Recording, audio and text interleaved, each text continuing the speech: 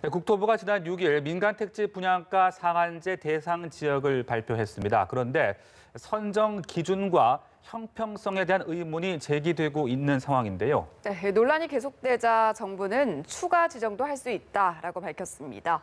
분양가 상한제 후폭풍, 김대호의 경제일기 김대호 박사와 자세히 짚어보겠습니다. 어서 오십시오. 네, 안녕하십니까.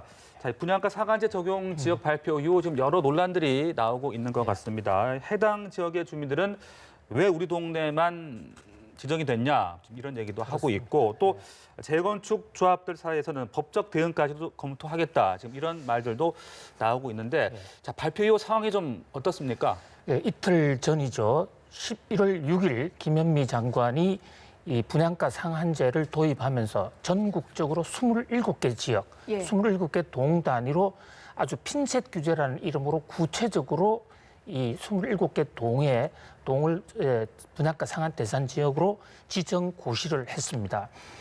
이제 고시한 지 아직 이틀밖에 지나지 않았습니다만은 고시를 당한 지역에서는 왜 하필 우리냐? 네. 지역마다 지금 한결같이 왜 우리만 특별히 지정돼야 되느냐 지금 하소연이 끊이지 않고 있고요. 또 그뿐만이 아니라 옆 동네는 왜 지적되지 않았느냐. 지적되지 최근에 부동산 가격이 많이 오른 것 같은데 저 동네는 무슨 뒷백이 있어서 지정을 안 했느냐. 그에 대한 또 볼멘 소리가 나오고 있거든요. 네. 한 예를 들어볼까요?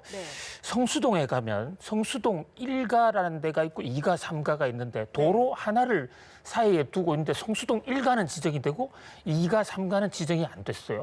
도대체 기준이 뭐냐 이런 소리가 나오고 있고 또 용산구의 경우에는 용산구에서 가장 이 가격이 부동산 가격이 높은 데가 잘 아시다시피 이태원입니다. 이태원인데 이태원은 빠졌어요. 이태원은 빠지고 보광동 여기가 들어갔단 말이죠. 그뿐만이 아닙니다. 지금 부동산 가격이 상당히 가파르게 오른 최근 1년간 가장 많이 오른 데라고 하면 경기도 과천을 꼽을 수가 있어요. 근데 과천 빠졌죠. 경기도 분당 빠졌죠. 또 동작구 흑석동 청와대 김의겸 대변인이 그 연립주택을 샀다가 옷을 벗게 된 그 계기가 됐던 그 흑석동은 빠지고 또 양천구 목동 하면 강남과 함께 부동산 가격이 오르는 대로 굉장히 유명한데 이런 지역은 빠졌어요. 그리고 오히려 강동구 길동 같은데 마포구 아현동은 빠지고 아현동보다 훨씬 시세가 높은 공덕동이 빠졌다.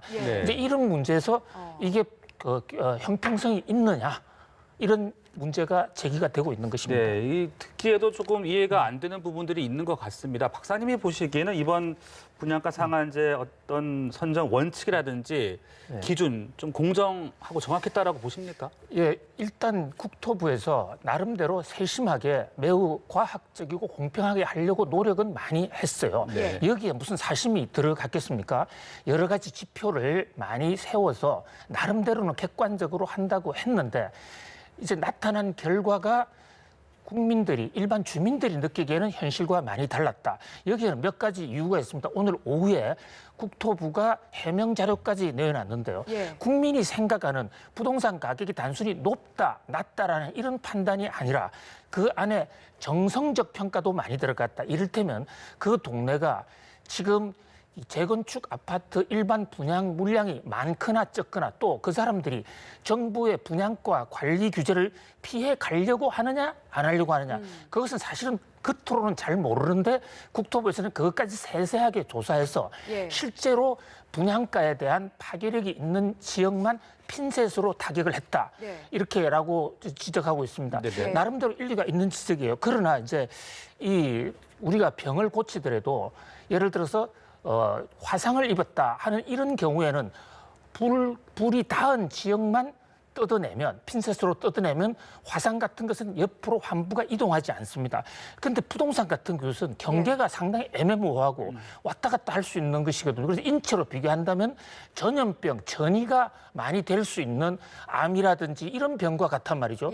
그럼 핀셋으로 골라내면 그것이 옆으로 전이할 수 있는데 그런 면에서 이 국토부의 핀셋 규제에 좀 한계가 있었던 게 아닌가.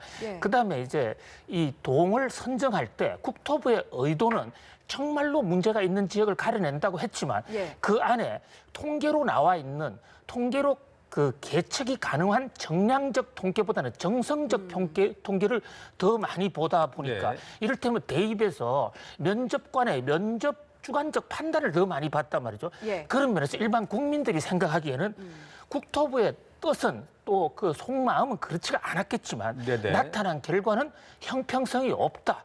객관성이 무너졌다고 인식하기에 합리적 의심의 근거가 있다 이렇게 봅니다. 네, 말씀해 주신 것처럼 상황이 이렇다 보니까 핀셋 규제가 아니라 뭐 망치가 필요했다 이런 얘기까지 나오고 네. 있는데요. 지금 흐름들을 좀 보니까 특히 규제에서 벗어난 부산 부동산 같은 경우는 벌써 과열 조짐을 보이고 있다고 하는데 상황이 어떻습니까? 그렇습니다. 정부가 분양가 상한제를 시행하면서 그날 동시에 이 조정 대상 지역에서 세 군데를 뺐거든요. 예. 네. 그 중에 하나가 부산.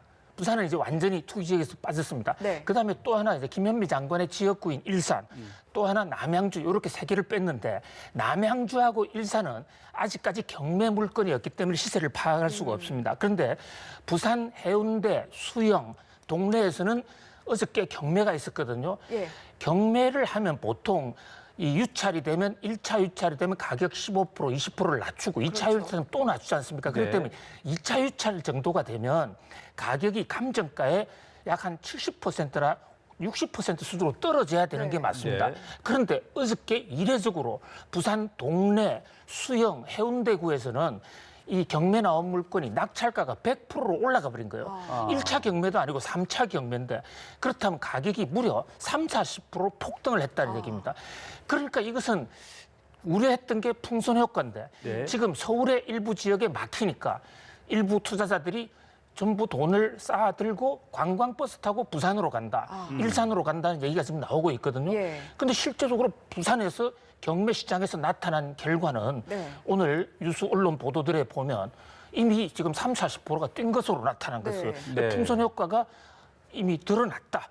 국토부에서는 이게 오래 가지 않는다 이렇게 해명하고 있어요. 아니다가 아니라 우리도 알지만 오래 가지는 않을 것이다. 그러나 이것이 오래 갈 것인지 아니면 일시적으로 죽어버릴 것인지 네. 그것은 현재로서는 어느 누구도 좌단할 수가 없습니다. 네, 조정 대상 지역 해제 같은 경우는 보다 좀 신중했어야 되지 않았나 이런 생각도 할 수 있을 것 같고요. 그리고 앞서 이제 분양가 상한제 선정, 핀셋 지정 방식의 좀 한계점 말씀해 주셨는데 국토부는 이번에 빠졌더라도 뭐 언제든 추가 지정할 수 있다 지금 이런 네. 입장을 밝히고 있습니다만은 네. 나중에 또 지정하고 이러면 더 혼란스럽고 이런 부분도 있지 않습니까? 그렇습니다. 이게 분양가 상한제 하나로 해서 전국토에 전국적으로 지금 부동산 거래가 일대 혼란을 빚고 있단 말이죠.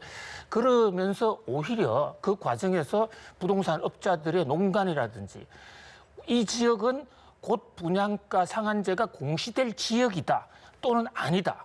심지어 어떤 국회의원은 자기들의 백을 위해서 우리 동네는 절대로 내가 김현미 장관한테 압력을 쓰더라도 빼줄 테니까 안심하고 투자하라. 이런 얘기까지 지금 시중에 공공연히 나돌고 있거든요. 네. 이런 방식의 핀셋 규제 그리고 문제가 생기면 하나씩 늘려가겠다. 네. 그것은 오히려 혼선이 크고 또 문제가 생기고 난 다음에 이미 부동산 가격이 오른 다음에 그때 지정하면 예. 무슨 효과가 있을 수가 있냐. 네. 그래서 지금 일각에서는 분양가 상한제를 굳이 하려고 했다면 전국적으로 동시적으로 적어도 투기 과열지구가 31곳입니다. 예. 그 31곳 일제히 지적을 해야 효과가 크다. 이게 지금 대부분 경제단체들이나 경실련 같은 데도 한결같이 주장을 하고 있어요. 네. 물론 국토부 입장에서는 경제에 주는 쇼크를 덜 주기 위해서 그 선의의 뜻은 읽혀집니다만은 이게 아까 말씀드린 대로 이게 단순한 화상이 아니라 암 같은 병처럼 전이가 되고 풍선 효과가 나타날 수 있는 시장이라는 측면에서는 하려면 하고 안 하려면 안 하되 할 경우에는 일시적이고 예. 전격적으로 했어야 되지 않느냐 그런 생각이 좀 듭니다. 네, 집값을 안정하고 그리고 부작용을 줄이기 위해서 좀 여러 가지 대책과 그리고 고민이 좀 필요한 상황인 것 같습니다. 오늘 말씀 여기서 정리하겠습니다. 고맙습니다. 고맙습니다.